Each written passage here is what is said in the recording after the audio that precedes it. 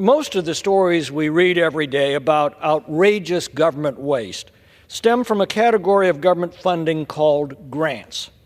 From the $3 million grant to study how hamsters fight each other, to the $3.7 million in grants given to the Wuhan virology lab that likely unleashed COVID upon the world, these are the very essence of government waste.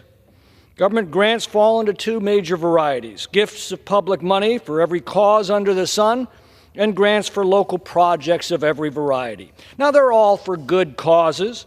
They go to universities, companies, NGOs, civic groups, charities, local governments, state governments, and do-gooders of every kind, all promising some public benefit. Unfortunately, by their very nature, they are plagued with lax oversight, political favoritism, little follow-up, and questionable benefits. Indeed, much of the grant money doled out each year disappears into the salaries of various groups and agencies who will then write glowing reports of their work and apply for more grants next year in an ever-expanding litany of waste. There's never a shortage of highly paid grant application writers eager to make that case.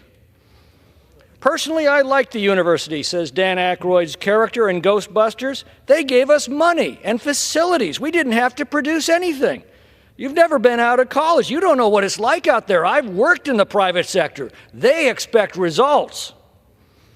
The federal government needs a particular good or service that it can't produce itself.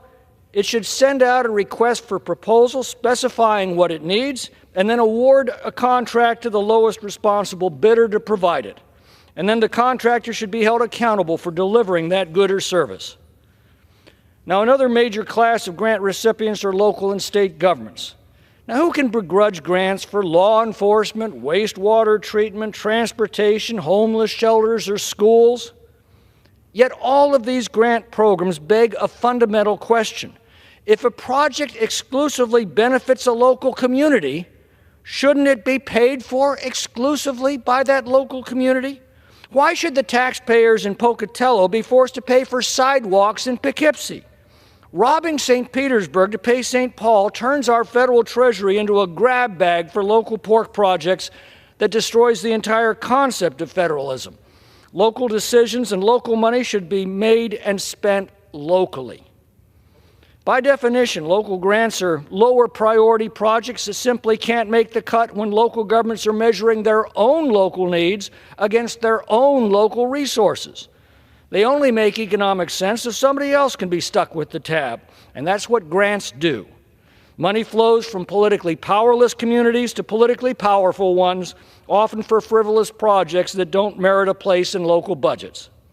But because these federal grants come with lots of strings attached, they're also inefficiently applied. But who cares, since it's all free money? A very simple test should be applied to this class of grants. If the project exclusively benefits a local community, that local community should pay for it. With that burden also comes the freedom to spend those dollars exactly as they're most needed. Federal resources should be reserved for projects that benefit the entire country. That's the difference between the federal interstate highway system and a local street. This is not a small matter.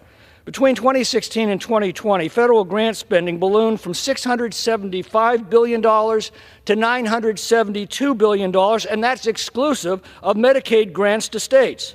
That's nearly half of the annual federal deficit right there. Now, weeding them out or reforming them is no easy task because a thriving political ecosystem of wealth and favor supports them. In last year's spending spree, both parties indulged themselves with 8,222 congressional earmarks, a particular subset of grant spending where individual congressmen hand-pick their recipients. So here's a modest proposal for the Doge boys. Stop the cash bonanza to every self-described deserving cause and influential community with a good grant writer.